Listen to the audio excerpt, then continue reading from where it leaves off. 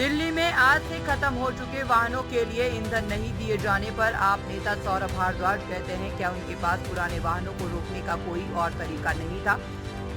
अब जब मॉनसून दिल्ली में आ गया है तो क्या वे कृत्रिम बारिश के लिए कोई पायलट प्रोजेक्ट चलाएंगे। आपने यानी भाजपा ने छोटे मोटे गड्ढे तो भर दिए लेकिन बड़े गड्ढों को वैसे ही छोड़ दिया। उन्हें यानी भाजपा सरकार चलाना नहीं आता। क्या मॉनसून के अंदर जब दिल्ली में मॉनसून आ चुका है, रोज बारिश हो रही है, उसमें आप आर्टिफिशियल रेन का पायलट करेंगे? छोटे छोटे गड्ढे आपने भर दिए और बड़े बड़े गड्ढे छोड़ दिए।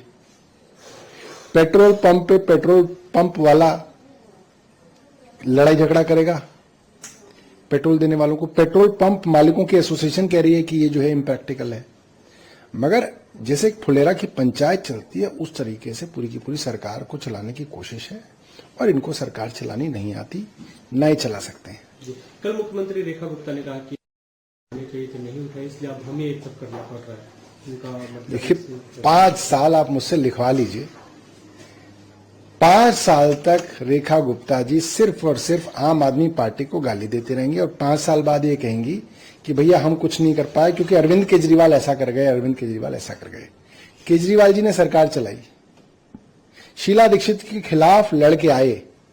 क्या हमने कभी कहा कि शीला जी ऐसा कर गई इसलिए नहीं हो रहा, शीला जी ऐसा कर गई इसलिए नहीं हो रहा? हमने नहीं कहा। हमने कहा जिस स्थिति में हमने चुनाव लड़ा वो स्थिति हमें मालूम है, हम लोगों के लिए काम करेंगे। इनको काम नहीं करना, इनको सिर्फ बहानेबाजी बनानी है और 5 साल तक अगर इनकी सरकार चली तो सिर्फ और सिर्फ बहाने बनाएंगे।